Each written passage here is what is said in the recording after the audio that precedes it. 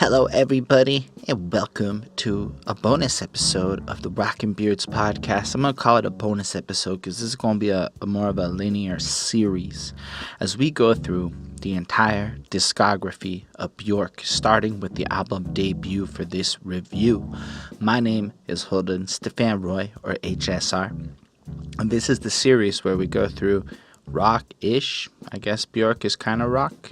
I don't know. Don't hate. Come at me. I know she's like all over and like super artist. I'm just saying. I don't know. She has the spirit of rock in her for sure. And we go through the albums track by track, break them down, whatever thoughts come out on each one. And the whole goal is to just kind of dig deep and see why each of her albums is going to be brilliant. I think it would be fun to run through some discographies. And with Björk, we reviewed her album Utopia, and I got so many positive and incredible comments from her fan base, and it made me realize that I wanted to understand why everybody loved her as much as they do. Part of why it took so long to get started with this was nobody else wanted to run through her whole discography with me. So inevitably I had to get comfortable doing this on my own. And so here I am. I'm ready to run through the entire album of debut and give you my thoughts and opinions. But I do like to point out, I'm not like an expert. I'm just somebody who started doing this at the end of 2016, and I've been running through these reviews week over week, just mostly hip-hop, but I don't want to just do hip-hop. And somebody like Björk is just this crazy kind of artist, not crazy in a bad way, in the most exciting kind of way where it's just so weird. It's almost like you have to hear Björk in your life to have like even to have any kind of a semblance of a complete musical understanding. Björk is like one of those must listens in my opinion, just on the limited amount I've heard. But on that note, all of you coming to this video, there's a good chance you're a bigger Björk fan than I am, and you've heard a lot more of her music than I have. And I just say, just take anything I have to say with a grain of salt. This is going to just be my experiences as a relatively new Björk fan discovering her music, let's say, in 2019. So just feel free, though, to leave any comments correcting me, giving me your thoughts and opinions on any of the songs. Let's say I get a lyric wrong. What is your interpretation? I absolutely want to hear all of it, and I will answer any comments that do appear in the comment section. I think it's like the only way to build a community is to show y'all that if you're going to make that effort to comment, that I will comment. And since there's a whole bunch of Björk to go through, and I don't know how quickly they'll come, but I'm going to review every one of her albums. It would be super cool to have you along with this journey with me and just letting me know what you think along the way. Before we jump into the episode, though, I want to give a quick shout out to the patrons: Ismail Gadamsi, Chris Prado, DJ Black Hurricane, Jonathan Barnes, and Lindell Williams. I hope I said them all. Either way, they all appeared on the card. So yeah, let's get into it. At the start of the show, I think it's mad important as we before we discuss Björk's debut album, but just to discuss my familiarity with Björk. As I said, I'm kind of new to her, I want to start like this because if you're like a super fan who's like been listening to her since like the 80s with her other band, you're going to feel differently than somebody who maybe jumped on at like Vulnerica or whatever it's called, or, as you kind of, based on the albums you've listened to and how much of her music you've consumed, and you all have preferences and different experiences and journeys with her music, and all of that impacts how you perceive this album. So for me, I'm relatively new to Björk. We went through Utopia, we used the same format, and I was absolutely blown away by that project. She sounded feisty, there was this passion, this emotion, the way she sounds was just so different, the way she could blend like hip-hop and nature music and just things like that. It appealed to me because as a person whose main goal with this whole channel is to learn and to grow and to appreciate at a deeper level all sorts of music, I just was like, well, I've never encountered anything like Björk. And her poetry was so interesting. And for me, that's the thing that stood out to me the most, was her lyrics were so, like, I don't know, I don't have a better word than interesting. Like, her perspective is just one that not many people necessarily share. And so hearing her purity in her music, and like you can just tell that this is just an artist who's all about creating what she wants to create and how she wants to create it. And I was enthralled. So way back when Utopia dropped, I think it was in late 2017, I knew I wanted to review more Björk, and it's only a year and a half later, so not that bad. Not that bad at all. I mean, I know. I'm going to be a lot quicker with the rest of them.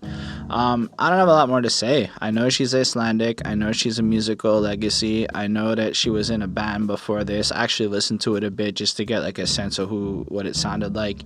Over the course of my Björk journey, I will listen to more interviews from her and kind of get a better sense of who she is and what's going on in her life. Like, I know currently she spends 6 months a year in Iceland and 6 months a year in New York, and I was hearing all about how her child handles the school system and etc., etc. But there's a lot she's done.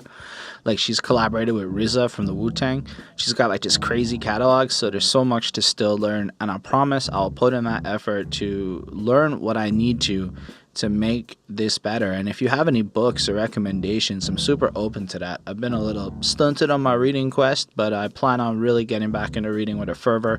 So on that note, I love this album cover. It's just super simple. She's kind of like there with her hands up like this, and she's just kind of looking so almost childlike, so innocently, so like gleefully, like she's just excited to like tell you a secret, to let you know that something's coming. And the album's just called Debut, which is just like the beginning, and it's the start of her solo career. So it's a very fitting title, I guess, in terms of just when it fits into things. I don't know, the title doesn't do a whole bunch for me, but the cover really, really makes me want to hear the album, just because of that look in her eyes. It's like you can tell that this is such a sincere person, such a passionately, even emotionally driven, like you want to know what she's excited to tell you. I don't know. I don't have a lot more to cover. I like the fact that it's in this like black and white picture.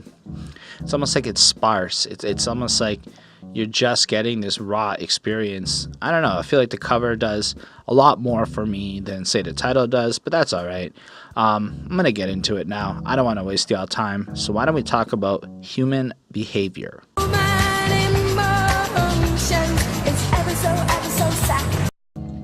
Oh, yeah. I had an incense burning and it wasn't done, so I just moved it back there so y'all could see I wasn't doing no funny business or whatever, and that's what any residual smoke was. So welcome to the first part of the song where I use little non-relevant things to introduce stuff. This song just has such a fun energy to it. Like, the music is really different. It's kind of got like this heavy rhythmy drum patterns that like just kind of layer in and out, and I find it kind of enthralling. The melody is just kind of head boppy and just kind of almost curious and innocent. Apparently she had come up with the melody when she was a kid, and so this song is meant to be taken from almost like a childlike perspective. And it just kind of has this innocent quality to it where it's like curiosity is almost conveyed through the music, which is like, and it's such an incredible thing because as a grown-up, it's not necessarily the type of sounds or energy that you're going to encounter a whole lot. So I thought it was really really great. And I know how a lot of people might say it's weird or whatever, but I just thought it was super great. I was like, okay, this is a sound I can get into as my head starts bopping. Everything's kind of erratic and all sorts of sounds are flowing in and out. Like, the song feels alive. It doesn't just feel like a regular song. It feels like every little bit of it was tracked. I'm absolutely garbage with describing the sounds and the rhythms and the influences, but I am pretty good with the lyrics in my humble opinion. So right off the jump, you get, if you ever get close to a human and human behavior, be ready to get confused. There's definitely no logic to human behavior, but yet so irresistible. I was like, damn, what a fascinating way to start off this album. Like, she's probably, you just get the sense that she's one of those people that just kind of looks around and watches people and just has this sense, really good finger to the pulse of what humans are actually like. Not necessarily from a read a bunch of psychology books perspective, but from a well-traveled, been around the world, doesn't really judge people, always kind of their perspective, just this natural curiosity about human condition. And you kind of get this thing where it's almost like she studied it for a really, really long time. And her conclusion is that they're fucking confusing. So you ever get close to a human and look at the way that we are and how we behave, and you know what, we're all kind of confusing. We all know what's right and wrong. We all have these weird behavioral quirks, or maybe like, here's an example. Like, I'm a completely rational person, but if you try to pop one of my pimples, I might get really fucking weird and angry with you, and I can't explain it. I don't really like having my pimples popped, but I also recognize that my reaction is disproportionately not like appropriate to the actual action of somebody maybe just trying to jokingly pop a pimple. So it is a confusing series of things that we are, and if you really are an astute scholar of the human condition, you'll definitely find that there's no logic. And I really appreciate her use of definitely 3 times in a row. There's like this linguistic power of almost locking in an idea by repeating the same word over and over again. So like, something could be very cool, but very, very cool is better. But if some shit's very, very, very cool, it's like, you know, that third one just kind of solidifies it almost as a truth, as opposed to just being you know, a regular sense of no logic. It's like there is no logic. It is unfathomable that there could be logic to the human condition. But it's almost like, in light of all of this confusion and this weirdness and this unpredictability, she finds it irresistible. She wants to come close to it. And in a sense, that has that like childlike nature to her. And I find that really amazing. To me, it's a great quality to have, especially as I get into my 30s and I start to just consider a lot of different things and who I want to be as I grow into really old. But that childlike curiosity fascinated me on this track. And then I really like the way she just kind of sings out, like, and there is no map. Like, no matter what you want to do, you're not gonna find that solution to understanding the human condition. Like, you can study 1,000 people, 10,000 people, and regardless, everyone's going to be unique and everyone's going to be fucking weird or terribly, terribly, terribly moody. Oh, human behavior. Then all of a sudden turn happy. But oh, to get involved in the exchange of human emotions is ever so satisfying. And I love that because it has like this honesty. Like, we are absolutely negative people who love to complain and have all this darkness to us. And especially if you're so empathetic to other people's emotions, it must be like, when you're around the dark side of humanity, it must be something you really feel. Like, you feel it strongly when people are negative around you. But then they'll watch this transition of somebody go from the darkest, toxicest mood ever to just flip into like this happy, joyful, like fill up the room with positive energy type thing. And it's just like in like a snap, everybody can just flip their moods and emotions into such crazy different range of things. And to get involved in that's fucked up, but we're all addicted to it. And what's fascinating about this song is she kind of like, it makes you almost take a step back and think about human emotions and human behaviors and what drives you from like an anthropological third eye kind of perspective. Like, yo, have you ever really thought about this human shit? But it's done in such an innocuous, fun, like it's so amazing kind of way that I feel like she makes you almost question shit, but not in a way that like kind of puts you in a bad place with it, whereas some people might be doing it to be challenging. It's almost like Björk is bringing these things up just because she's curious. She was wondering if there was a way to figure out people. Turns out a compass, it wouldn't really help at all. And then I like how after she does that bit, it just kind of like the beat like just kind of like stops, and like at a certain point it's like she comes in super strong with like the definitely no logic, you know, like almost like a frustration with how complicated the human condition can be. Like, she's established she's very interested in it, and it's satisfying, almost like drugs to get involved with it, but almost like this strong desire to figure it out, but it cannot be done. And maybe and you got to keep in mind, this is in the 90s, right? So this comes out in 93. I don't know if the song came out a bit before, but I mean, globalization, I guess, is starting and everybody's starting to intermingle. And so she's probably met people from everywhere all different countries and different types of things, and here she is just trying to find like maybe these universal constants that don't seem to be exist, and all she can find, the main thing about humans is we're illogical, we're irrational, and it's almost like our lack of logic unites us. It's such an interesting song from like that kind of level. And it makes me really want to talk to Björk and just get to know her as like a person and just hear about her experiences. So I do plan on doing more of the listening to her interviews type thing. Either way, I enjoyed this song a lot. Like the lyrics, I didn't even comment. The way she sings has like this range to it where she can just kind of really express such power, and like she can almost like screech, and not like in a negative way, but like it's just screechy singiness to like this calm exuberance, and like her range of emotional pouring out is something almost unmatched that I've ever heard. And she does like this crazy dynamic where like as she's happy and describing, like her voice gets calmer, and when it's in a more dark place she can almost bring you there with just every single line is just almost calculated, and the versatility in the way she delivers each lyric is truly remarkable. I gave this song a 5 on 5. I think this is a really amazing track. The music video is fucking weird. It's got a lot of colors and shit and all these like furries running around. I mean, people in furry costumes, and it made me wonder if also like you could almost take this song as from the perspective of a bunch of little animals that are studying us, the humans, the way we humans stare at like stuff like, no lies, Bonnie the lady I live with and whatnot, she puts bird seed out every morning to try to like watch the birds, and she's been watching the squirrels in the tree for a couple of years, and just, you know, she can kind of has watched them strip the bark off and where they built their different nests, and it's almost like she's watching squirrel behavior in the way that Björk is watching human behavior. So that's pretty dope. I thought it was really fun. Definitely one of my favorite songs on this project, and it's like the first one, so it put me off in like this really, like I wasn't sure what to expect to it, but you can almost see yourself dancing around the forest to a bonfire to this track, but at the same time being pensive with some headphones and maybe, you know, chilling out at home. It's really cool. Anyway, the next one is Crying.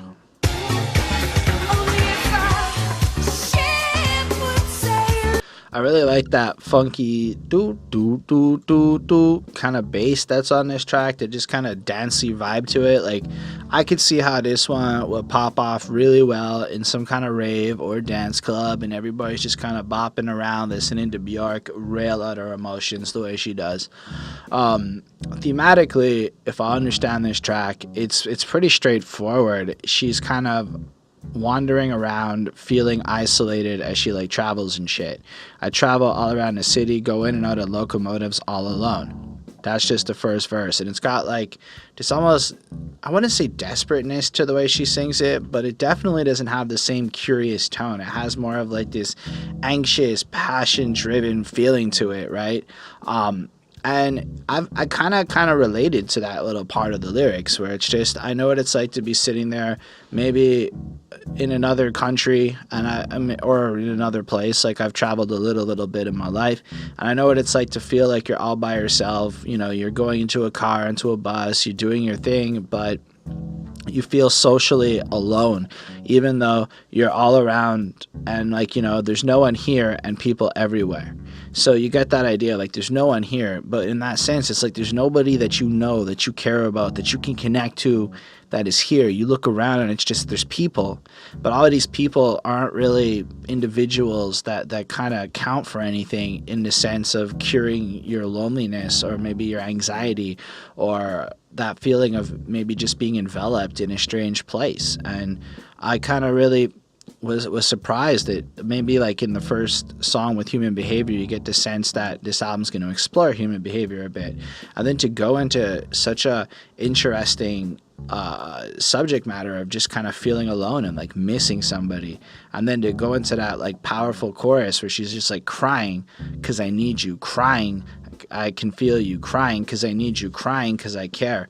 And I get, you know, maybe it's about somebody she's with romantically, but it could also be like a really close friend or a family member or just anybody that is a person that being in this moment with would enhance it in some way. And this feeling of her missing that person while being in this place surrounded by people but not really having anybody with her kind of just seems like it's all these factors that just amplify it, as the music kind of also just kind of blasts out for the chorus and then just kind of pulls back to that funkier vibe for that second verse. As it's a hot day and I'm dressed lightly, I move carefully through the crowd. Here everyone is so vulnerable and I'm as well.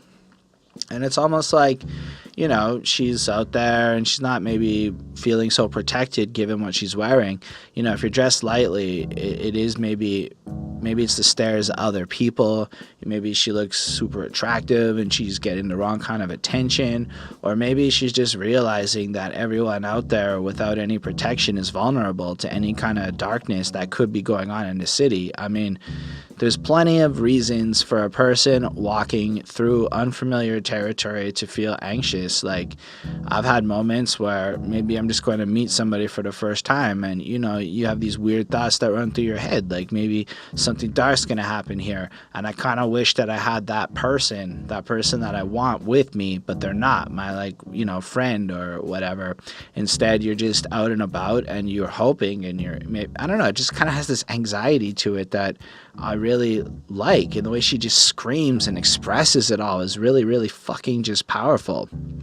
Only if a ship would sail in or just somebody came and knocked at the door or just something.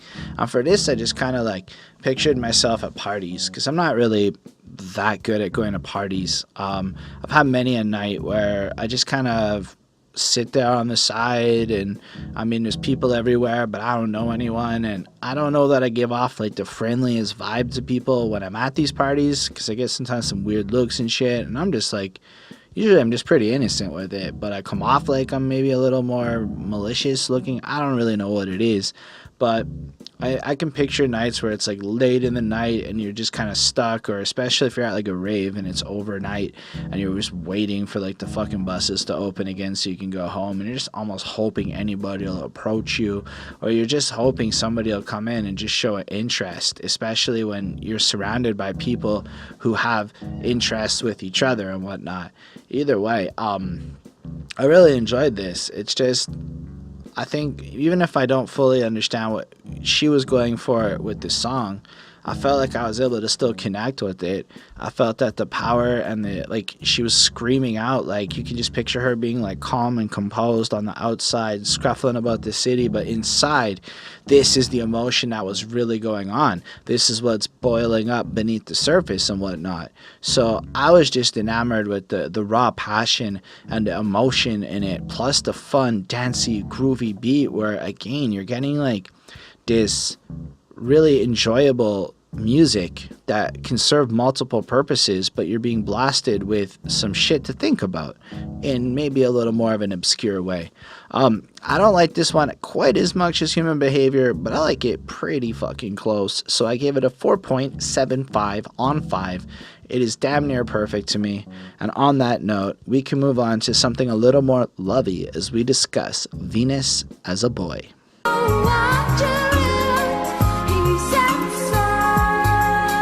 I mean, I believe there's railway sounds in this one, like bus sounds, maybe some outside shit.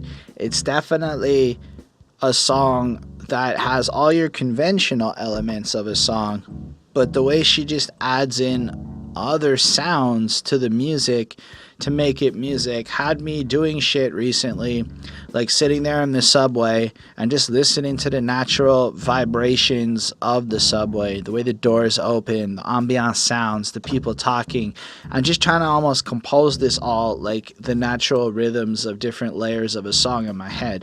I thought that was really cool. So since a couple of the tracks on this album really got me thinking about that, and this is one of those, so I think it's so cool the way Björk can just implement other types of sounds. One of the things to say about this project, and I'm just going to quote her on it because I think it's better that you just hear her words.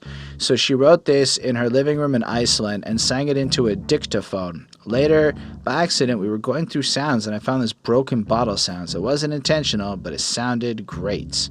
And I was like, that's really cool how that's just the kind of organic natural recording process. Like, it's like she just made it all bootleg and whatever, and they figured it out. Like, she wasn't worried about the proper recording studios or the overall perfect sense of everything. She was just trying to create. And I think that's really, really inspiring. And then you come across this sound, and it's like, yo, that sounds dope. It wasn't really planned, but that's really cool. It's almost like, again, how much of music really is just the accidents that got left in as opposed to the intentional things, you know? I'm not, obviously a lot of music's intentional, but I'm certain a lot of things were accidental is what I'm trying to say. This one is kind of like taking the idea of Venus, the goddess of love and beauty, and describing some boy who encapsulates Venus, the goddess of love and beauty. So that's why he believes in a beauty. He's Venus as a boy. You know, he just kind of is that thing. I'll be honest with you, love songs are not 100% like my favorite go-to type sounds in life. However, she has this innocence, and like, she sounds fully enamored with this person or this guy that she's envisioning, or this idea, you know? And she just kind of, that first verse, coyly just kind of describing some shit. His wicked sense of humor suggests exciting sex. I'm like, that is fucking blunt. I'm like, I wasn't expecting it, right? It's, first of all, the funny guy who has like the darker sense of humor and shit, they usually are pretty good with the exciting sex. So good on you, Björk, for noticing that shit. But just the way that it's not like how he looks or how he's tall and he's handsome. No, it's like his wicked sense of humor shows that his personality is gonna be somebody that's gonna have some exciting fucking sex. And I'm like, so what Björk is saying here is really find somebody whose vibe gets you going right off the jump. That is what her vision of Venus as a boy is. It's about the energy of the person. And I'm like, that's super cool. His fingers, they focus on her touches. He's Venus as a boy. And so it's, again, not about what he's like. It's kind of almost, he's got this sense of humor, and he focuses his fingers and his attention on her. And, you know, it's almost like what he can bring to the table that is more important than maybe some of the more superficial things. I'm truly interested in that because it's not the common approach to like what a lot of people seem to be focused on. So I'm already kind of intrigued by this song. The chorus is alright. It's fluffy and it's nice and it's all the things it's supposed to be in a hook. It's a little bit slow. There's a little bit of those gibberish parts, and I don't really know what she's saying there, but it's kind of got this nice little effect to it. Then the second verse just has, he's exploring the taste of her arousal. So accurate. He sets off the beauty in her. He's Venus. Venus is a boy.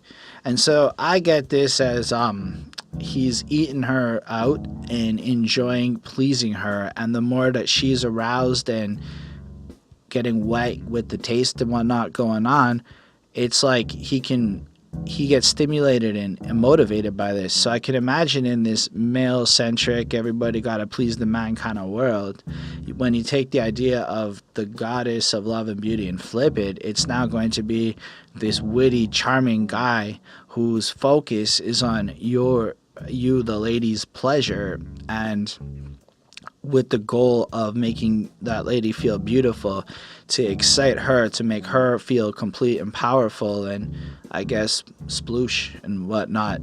So, I mean, it's really cool because it really sets off like almost like it's a little cheat sheet of how to get a lady to be a little bit interested in you. In my experience, by showing charm and wit, focusing on her and like making sure she's taken care of, you really can't go wrong at coming off like Venus as a boy by following the instructions Björk puts out for us all in this little song. So it's almost like, don't worry about what you look like if you're a dude. Just be a little bit charming, be a little bit focused on her. You should have no problems. I don't know. It's really nice. It's airy sounding. It's got a lot of cool things mixed in, like I said. I'm okay with this one. I give it a 4.5. Compared to like average music, this shit is truly exceptional. I like the other two a little bit more than this one, but I'm very impressed by how she is able to kind of hone in on certain emotions and just explore them with every element. From the way she sings it, like she sounds joyous and happy on this one in a way where she felt anxious on the other one, and the music also complements the same emotions she seems to be going for on the tracks, and it's just really remarkable. But I think the one that may have really impressed me the most on this project is the next one, and it's There's More to Life Than This, the live version. Between the boats and see the sun. So Björk is performing this song live at some party, and I think it's really meta. Like, this is a meta fucking song. So I don't even know if it can work as a studio version in light of what she has done with this live version of the song. So come on, girl, let's sneak out of this party. It's getting boring. There's more to life than this. It's still early morning. We could go down to the harbor and jump between the boats and see the sun come up. So Björk is performing at this party, and like the song's really kind of dancey and vibey, and like, you know, you're supposed to be kind of moving around, but the subject matter is juxtaposed as, you know what, this party isn't really the party. There's more to life than just going to these parties and being here. Everyone's just kind of whatever. This was fun. It's kind of getting a little boring. Why don't we go jump in the fucking water next to the boats? Let's see some nature. Let's watch the sun come up. Let's be some fucking outside and shit. And she's singing it live. You can hear the music playing, and apparently she's kind of roaming the crowds and shit, which isn't maybe so apparent, but this is apparently what's going on. And then you can hear how like the pre-recorded studio version of the chorus, you know that there's more to life than this, you know that there's more to life, starts playing, and she doesn't sing over it. You just kind of hear her wandering around. And then in the second, then the chorus kind of plays through a second time, and she starts singing over it. There's more to life than this. And then you hear like noises of like it's apparently a bathroom stall. Like she opens up the bathroom stall door and shit, and then you kind of hear it get, like the music kind of gets all like low because she's gone into a bathroom and she's just kind of recording over, I guess, as she's singing it live. We could nick a boat and sneak off to this island. I could bring my little ghetto blaster. There's more to life than this. We'd have to rush back to the town's best baker to get first bread in the morning. There's more to life than this. And I guess that's just kind of looking that like maybe, you know, while we're at the harbor and we've left this party, we could go have this grand adventure. I'll bring my little music player. We can almost create a little movie and shit. And I took that second part, like, and as long as we're back by the morning and we're able to go to work and do whatever the fuck we have to do, everything's cool. And this is how you get the most out of life, pushing it to the limit. Just maybe not going to the club every weekend, maybe trying to do some other kinds of things, inventing your own shit. But then you hear, like, as she's singing that, kind of slam the doors of the bathroom and then go back out to the party, and you can just kind of picture her singing and dancing around, and she's grooving to this whole thing. And then as the chorus kind of plays out again, you at some point hear her just like, apparently she leaves. She goes outside, and it's almost like if you've ever been at like a rave or whatever, and you're standing outside the building and you can kind of hear the beat and everything just pulsing inside the building, but it's not clear enough for you to really hear anything that's actually happening. You just kind of hear the background of the music. And I just was blown away by this. I mean, this is a 5 on 5 for sure. I don't know if it's like the kind of song that I would absolutely go like throw on to listen to, but if it did come on at a live event, it's fucking wicked. It's well done. Apparently there is a studio version, but I don't know if it's accessible. I couldn't find it when I did look around for it, but I just had to like consider, like, so in the last one I was just discussing how the way she uses sounds is something that blows my mind, and it's just the way she can add such regular things to it to kind of create something so different.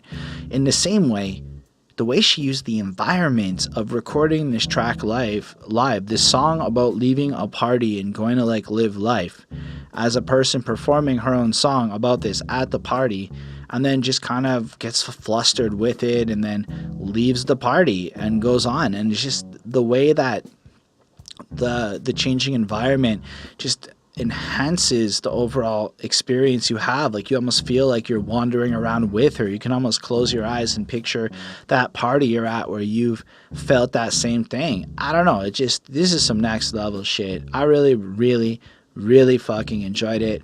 And yeah, I don't have a lot more to say on it. I'd love to hear what you think, though. And if you have other examples of songs that are like this, that just kind of get so meta, I'd personally love to hear your favorite examples of this. On that note, why don't we talk about how we could be like someone in love?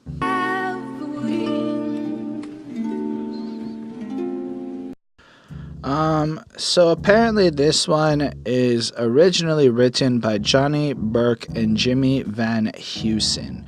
But Björk took it and obviously sings it out as we're talking about it, and it's on this project. And she adds in this, I don't know what instrument it is. Like, she's just strumming on something. It doesn't sound like a guitar, something different, like maybe a mandolin or one of those types of instruments. And as she's singing over it, it's all these organic city like sounds, like cars and shit. You can maybe hear some birds coming in here and there, and it's all this like ambient sounds that really just fill out and like flush, like make the song feel like very flush and full. And the song is called like Someone in Love. Like, lately I found myself out gazing at stars, hearing guitars, like someone in love. And the way you have like this cityscape playing out as almost the overall beat of the music mixed with this simple little guitar, you can almost get this like dorky Paris romance scene in your head with Björk wandering around, and she truly like encaptures like this romantic, I like when you first meet somebody new in your life. It's all exciting, and everywhere you look is positive, and it almost feels like a Disney movie as you walk around, and maybe the little bird lands on your hand and shit. And it's really fun, and I feel like we've transitioned into this emotion so seamlessly that I'm really impressed again with just the diversity of this project. It's totally not my kind of song, as in something I would like to go listen to that much, just because it is a really pretty and beautiful love song type thing, which is not my cup of tea. But as far as how well made it is, this ranks extremely high because it isn't just some corny love song. It is this beautiful encapsulation of that emotion of almost having this crush on somebody new when you're first falling in love, you know? Lately, I seem to walk as though I have wings, bump into things like someone in love. And I get it. I've had that myself in my life, and I'm certain most people watching this, well, at least who are fortunate enough to have had that feeling, can relate to that kind of sentiment where like nothing can really go wrong. It's all good. Everything's finally just in sync and airy and beautiful. And the music, it really conveys that shit. Each time I look at you, I'm limp as a glove and feeling like someone in love. You know, it's just that kind of stuff. It doesn't, like, it speaks to me in a very relatable way. It just isn't also, I don't know, I guess I conveyed what I was trying to say about this track. I think it's so perfect in terms of fitting into this project and, you know, exploring part of the irrationality of the human behavior a little bit. Because if you really think about how the different things she's explored, just like the curiousness about humanity, how being without somebody is anxious, how, you know, meeting somebody can be like so fulfilling, and then there's more to life than just partying and shit. Like, it's almost these kind of back and forths of wanting to be around people or to escape environments or to get into new ones. And I think it's pretty freaking cool. I don't know. I don't have a lot more to say about this one. I enjoyed it. I totally could see how a lot of people really love this one. But let's move on to Big Time Sensuality.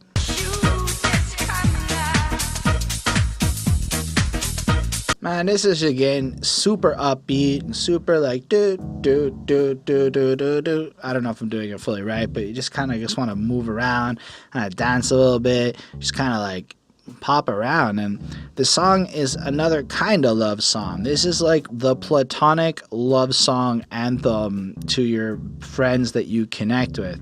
I get the feeling listening to this that Björk and I have something in common. We don't do casual very well, in the sense that you meet people and when you connect with them, you just connect, and it's this big, intense, passionate thing where you just don't even have the normal walls of secrets, and everything is explosive and exciting. And that happens to me with anybody I meet that I truly get along with, and we don't really do small talk. It's just deeper type shit. And this song just is explosive. That is the best way, but it's explosive in this joyful happiness kind of way. The music is just fun, and you just bopping around. Like, you can just picture Björk having the best fucking time making it. The lyrics are really interesting. I can sense it. Something important is about to happen. It's coming up. You know, like, as she meets you and she feels that spark of interest in you, and she feels that connection, she just knows that it's going to manifest into something incredible and something great. But then what she does with the chorus, and because when you do have that connection with somebody, it's a little bit risky, and not everybody wants to step up to the plate and really go as far as these types of relationships and friendships and that genuinity can actually go. So she actually says it takes courage to enjoy it, the hardcore and the gentle, big time sensuality. And that's a fascinating point, because I have met plenty of people who we could have been like the dopest of friends, but the passion levels were not the same. They weren't into that big time sensuality. Maybe they didn't have the courage, and maybe in other moments I didn't have the courage to recognize these moments in front of me. And when you do make a new friend, or when you do connect with somebody new, it's almost as risky as falling in love for the first time. So even if you think back to that joyful, like someone in love song, maybe it wasn't actually about a romantic partner. Maybe it was just how she is with people when she has great friends and she meets new people. And in the same way, this is just like a manifestation of what it's like to be someone in love, that passionate explosiveness. I love the second verse because it was just so relatable. We just met, and I know I'm a bit too intimate, but something huge is coming up, and we're both included. You know, and I've met people, and I just feel like, you know, I could grow up with this motherfucker. Like, we could be the dopest of homies, or maybe it's like back when I was single, I could just know we would get along, and I just want to, like, you know, connect and get all deep and intimate and shit.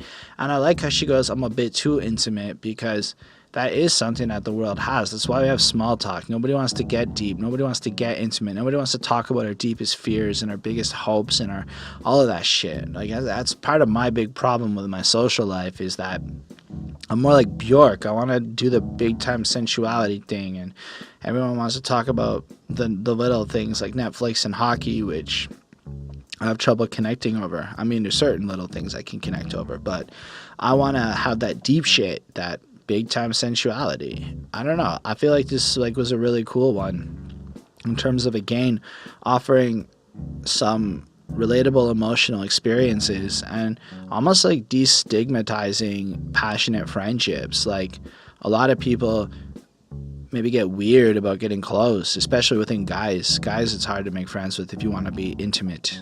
It's like you're not even allowed to say that without a no homo or some bullshit like that. I don't know.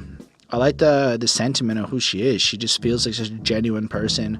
This is such a passionate, beautiful song. I give it a 4.5 on 5. I really enjoyed it.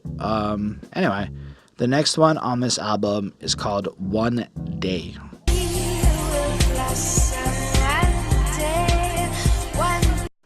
So apparently that baby at the beginning is not Björk's kid or anything. It's from a fucking Pampers commercial that you could find. Hold up. It's a standard Swedish Pampers commercial, baby, and you can find that sample if you really want to.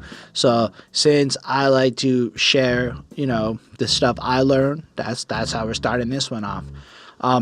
This song has a different emotion, and it has this emotion of like serenity to it. Like, at a certain point in time, when you are ready for whatever that thing is going to be, it's going to happen, and you're going to, you know, stick with it.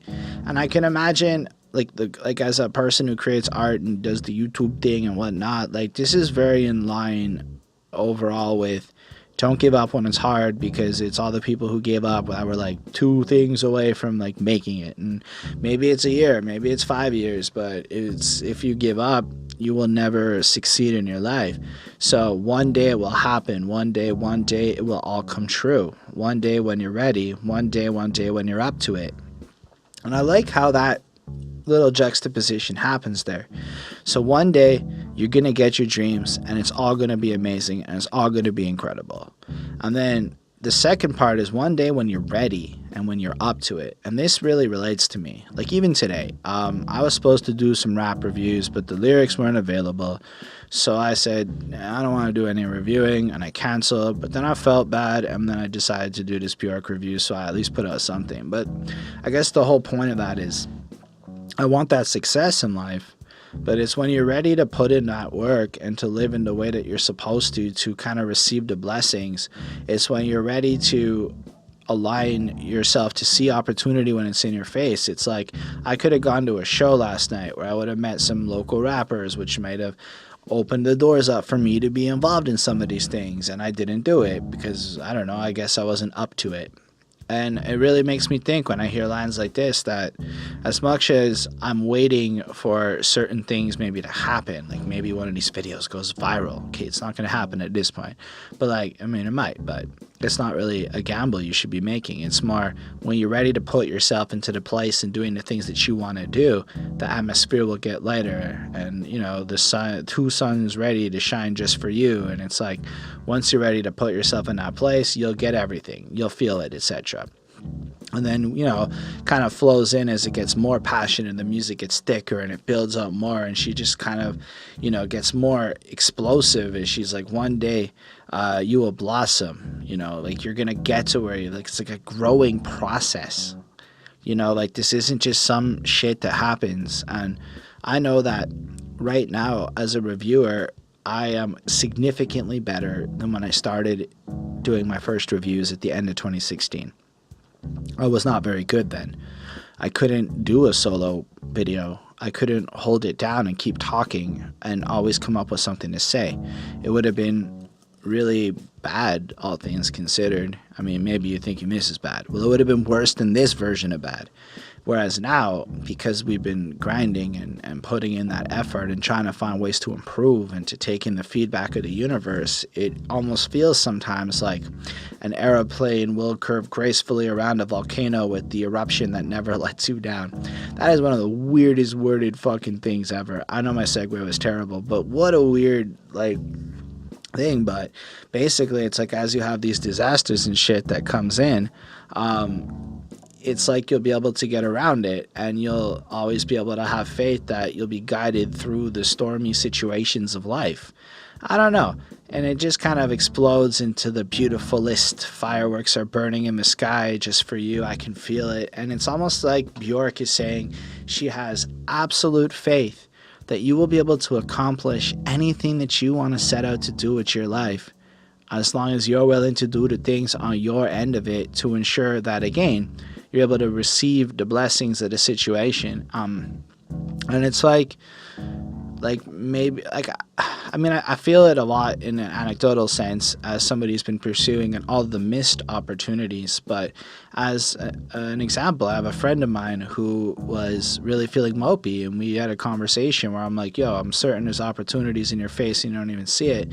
And then next thing you know, he links up with these significant players in his field, and he has this crazy opportunity in his face, and now he's pursuing that. And it's like all of a sudden he goes from being mopey McMopey face to aeroplanes are curving gracefully around the volcanoes with the, I really like that line. I think this song is brilliant. It just really fucking picks you up. I feel like it spoke to me, and it was like, come on, Holden, I know that it is not the simplest thing to keep trying to run through it. And I don't want to come off negative, because I'm not. That's not the goal here. It's more that I don't feel negative because I hear shit like this, and it reminds me that one day shit will be what it's supposed to be. And to be candid with y'all, I fucked around a lot when I was young. I deserve to put in my grind today. So it's just fair, and it's just kind of what it's supposed to be. And as I learn how to handle the bigger picture, and I learn how to handle the more complicated things that come with life, when I'm ready, it will all come. And I really think it's a beautiful sentiment. So I gave this track a 4.75. Really amazing sounding. Like, this album, we're 7 songs in. There's nothing on this that sounds bad in any conceivable way. Everything is composed at a masterful level that is just above and beyond. It's distinct. It stands out. And I'm reviewing this in 2019. And, like, it doesn't sound that dated. It doesn't sound old. It doesn't sound like it came out in 93. It just sounds fucking great in a sense. It sounds timeless. It sounds like I could listen to this album in 10 years and it's so fucking weird it'll just work. So I wanted to give Björk all that credit. And since we did talk about aeroplanes, the next one's called Aeroplane.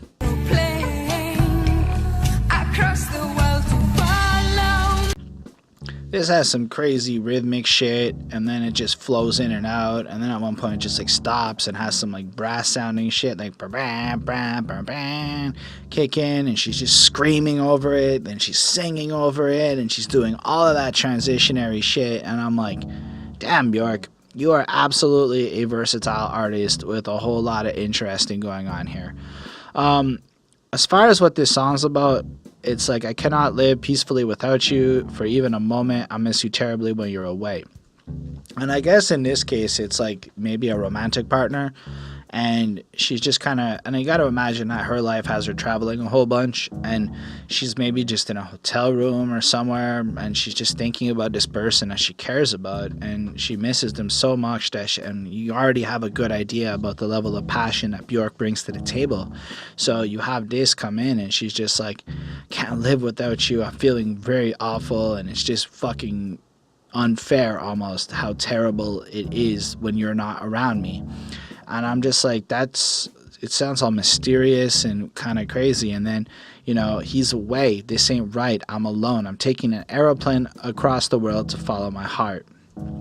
And I kind of was like, it's almost like because she's traveling around the world to follow her heart, I took that as like pursuing her passions and her dreams, which is the reason she's apart from this person in the first place. So the sacrifice of being around this person who has her heart, the sacrifice of having to be alone, it's not right. It's something that's super uncomfortable for her and something that really maybe is challenging that she's dealing with. And then it's like the cost of having to pursue her dreams is to feel this misery of not being around them. And it's just such a natural thing. Like, there was this month I spent in Pakistan while I was dating a girl, and I remember missing her terribly while I was there, and I was by myself, and I went through a lot of different feelings that I think Björk has explored on this album while I was in that month in Pakistan. So it definitely helps me empathize with it, just having had a comparable experience like that. I like the second verse too, where it's like, how come out of all the people in the world only one can make me complete? One word on the phone makes me happy, one touch, but one touch directly makes me ecstatic. So it's like she loves this person so much that hearing their voice really makes a difference. And I can remember those moments where you have that call and you just hear their voice and it's almost comforting and it's peaceful, and you tell them about your day, and even if it's not ideal, it's still something wonderful to have, versus that moment when you get to touch them again. It becomes pure bliss and joy and everything's just fucking great. And I don't know, I thought it was just really an interesting track looking at feeling lonely while pursuing your dreams or your life, and very honest again, very in line with everything else I've said about this project. I don't know if the sounds used on it were stuff I liked as much. It was a lot of weird to me. I don't know what the right genres are. It's definitely not stuff I listened to a lot of. It was extremely well composed, but I didn't find it was really as enjoyable, so I gave it a 4.3. Compared to regular music, it's super great, but compared to this album, it is definitely the one that I've liked the least so far, and that's alright. It's still an interesting track with plenty to say, so why don't we move on to Come to Me.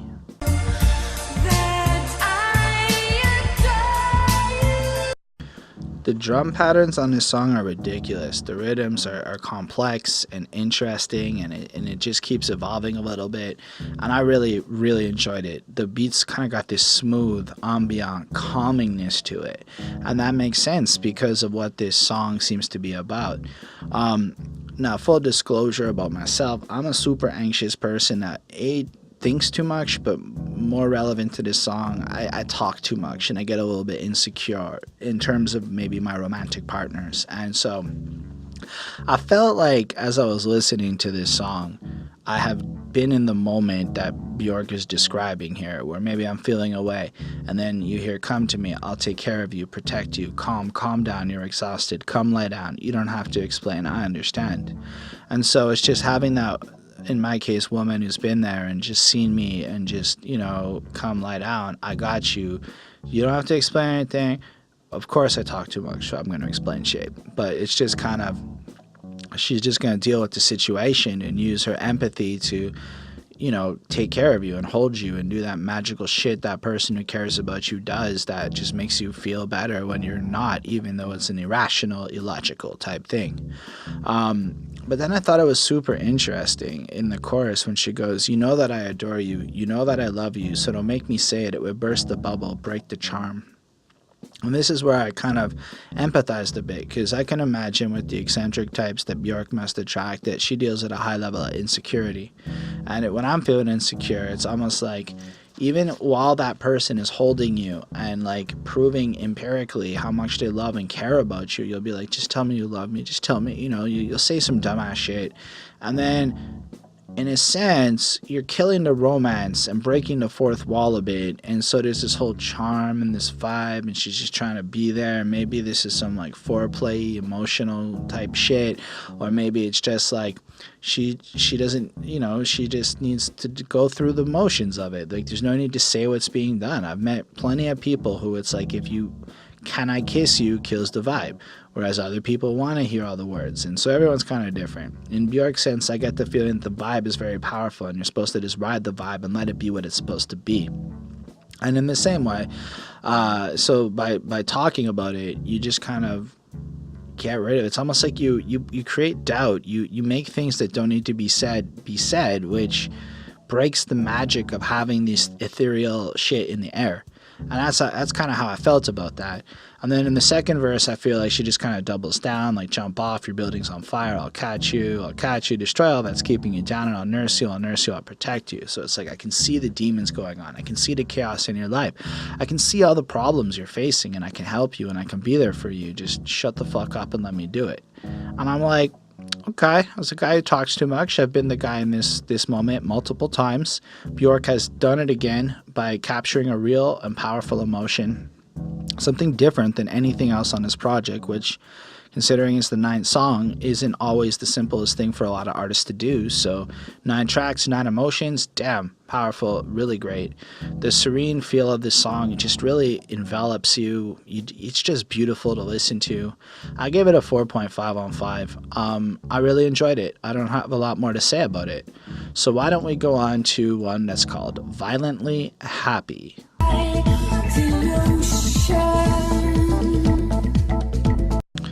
So this one has more of that like EDM-y, pulsy, dancey vibe to it, where it's like, fun and kind of groovy. But just think about the title, Violently Happy. That's kind of an oxymoronic situation, right? Because usually violence is a negative thing. But in this case, it's like her happiness is so passionate that it's almost like it could be perceived as violence in a sense. It's so intense, it's so exuberant. Or maybe I don't know. Like, since I met you, this small town hasn't got room for my big feelings. So I get the sense that, like, when she's around a lot of people, maybe can't handle her passion or her energy. And so she's so happy, she's so out there, she's so enjoying life that it almost offends other people because she's violently happy. And then she kind of adds that "'cause I love you." So maybe it's just the way that she meets this person and they're so into each other. Maybe it's public displays of affection. Maybe it's just, I don't know, she's explosive with her emotions and shit, but the way that's pulsing beat kicks in and shit, you really just get this like, man, I want to be Björk's friend. That sounds like fun. But like, she just feels like she connects so deeply with whoever these people are, and it makes her emotions explode so fucking much that she ends up using language like she's violently happy in love with this person, or she's violently happy but you're not here, violently happy, come calm me down before I get into trouble. So she's in a great place per se, but she also misses this person and maybe needs this person to complete them or to keep her kind of on a safer level. I don't really understand this one 100%. But I have had moments in my life where maybe my passion is so crazy and having that person around me keeps me kind of level, but when they're not there, I just kind of go a little bit too far. And I don't know, maybe that's kind of what it's coming from, but I really just love the energy, or just the idea of having such a powerful connection that it's almost off-putting to other people. I tiptoe down to the shore, stand by the ocean, make it roar at me, and I roar back. So now she seems like the kind of person, who's the kind of person who's going to go down and just scream at the ocean and just make noise, and to be out there like almost living your best life and shit can be perceived as violently happy, something that isn't normal or accepted by other people, but is really just the expression of these extremely passionate emotions that she has feeling, which other people don't know how to express, or maybe don't feel so comfortable doing. Like she uses words like over emotional, I'll get into trouble real soon if you don't get here, baby. And then it just kind of like keeps on flowing through. As the beat just gets more and more intense, it kind of shifts a bit, and you just feel like it evolves proper. The chorus adjusts the words a little bit, like violently happy, I'm driving my car too fast with ecstatic music on, I'm violently happy, I'm daring people to jump off roofs with me, only you can calm me down, I'm aiming too high, soothe me. So it's maybe like she's freaking out on this positive rush of life, and like this other person is able to like take her soul and calm her and just focus her, and like we've already seen how passionately her emotions can be out in the world, and how maybe she doesn't connect with everybody. So I kind of I kind of just picture her egging everyone on to do like some dumbass shit that maybe people shouldn't be doing, and then she's just like, okay, maybe I'm going a little bit too far, I'm a little bit too drunk, I'm a little bit too crazy going on, I need you here to like calm me down because you get me, and that's really dope. Another great song on this project, another really fun one to listen to for me, and so I gave it another 4.5 on 5. I'm really enthralled with what I've heard so far, and there's one more on this album to talk about, and it's called The Anchor Song. I'm staying, this is my home. Oh, it's a saxophone with that sound on Aeroplane, and it's okay, I say that because I saw on Genius here that Oliver Lake did the saxophone for this song, so that's what that sound is. I wasn't sure. This one is like a complete, like, to me, left field from the rest of the project, but not really. Sonically a little bit. It's really sparse. It kind of has this saxophone. It just feels like it's almost not meant to be like a song, but more of an expression, more of her calling out for herself. And whereas the other ones seem to involve other people and be kind of emotions about her environment, you kind of get this one where she's homesick, or she's finally come back home. She's gone around the world and now she's back here. This one has this one verse that gets repeated twice as the music changes halfway through. I live by the ocean, and during the night I dive into it, down to the bottom underneath all the currents, and drop my anchor. This is where I'm staying. This is my home. So I know that Björk is very passionate about living around nature and being not so much in the city, and, being in a more natural kind of setting. And you just get the sense that she's, in a very literal sense, gone and found where she wants to be in life, where she wants to set up her nest, as you can say. And it has to do with maybe being by the water so she can go swim, and this is what makes her feel important. And I'm certain it has to do with being in Iceland, which is by the water. And I don't know if there's a whole lot of Iceland that's not by the water, that's habitable. I don't really know a whole lot about it, to be honest with you. But I just get the sense that it's like she's maybe just kind of shouting it out and letting you know, this is what's important. I know where my roots are. I know who I am as a person. And I think it's bigger than just where she lives. I think it's more like, I know who I am. I know, just in this crazy world with all these different things that are going on, I've dropped my anchor. I am who I am, and I'm unapologetically so. This is my home. This is just the sense of everything. I really enjoy the idea of this song and what it represents, but I don't know if I really enjoy listening to the song. It was okay. It was definitely different. It was, I don't know a lot to comment on it. It was just kind of a weird experience where it kind of doesn't feel like she's trying to create any kind of groove or rhythm or vibe like she was doing on the other tracks. It just kind of feels like she wanted to express this shit over this music, and she said what she had to say, and this is just what it is. I don't know, maybe I'm missing some bigger point, and I would love to hear anything you want to add to this, because I am curious about more, to learn more about it. But anyway, I give this song a 4 on 5. I really thought it was fun to listen to. And yeah, that would be it. That is basically the end of this project. I don't have a lot more to say. I gave the album a 4.57 on 5. I would call this a classic album. Definitely something that I think is incredible for being a 26-year-old project. It doesn't feel dated in the sense that none of the mixing or whatever came off in a way where it sounds like, oh, that's so 1993. The sounds honestly come on. Well, maybe some of the techno feels a little early 90s, I'll be honest. But outside of that, like the subject matter, what she's singing about, the lyrics she uses, none of that feels dated. Her poetry and her capturing of human emotion, her exploration of just different aspects of human behavior are absolutely brilliant and really astute.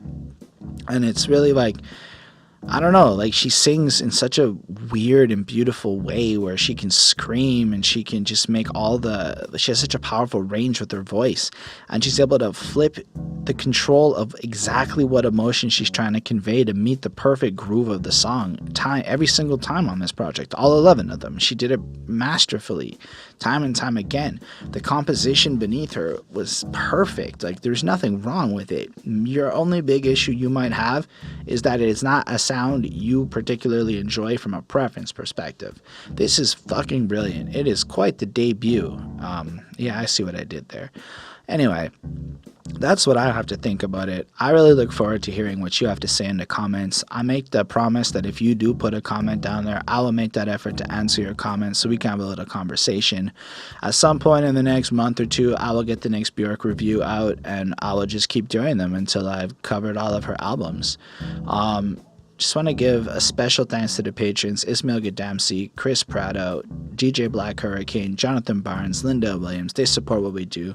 They get to tell us what albums to review every now and again. You'll see we do Patreon requests. They helped us get a new camera. They get to see our content a little early when we're on time with it, and they really motivate and support us and make this totally awesome. And if you're not down for that, you can totally hit that subscribe button, hit that like button, and leave that comment so that the YouTube people know that you are down for what we do. I dropped a music project recently, so you can check that out on Bandcamp, Spotify. It's on this channel, and you can let me know what you think about that. And yeah, I'll get back to you soon with another review, and I really look forward to seeing what you have to say in the comments. Peace.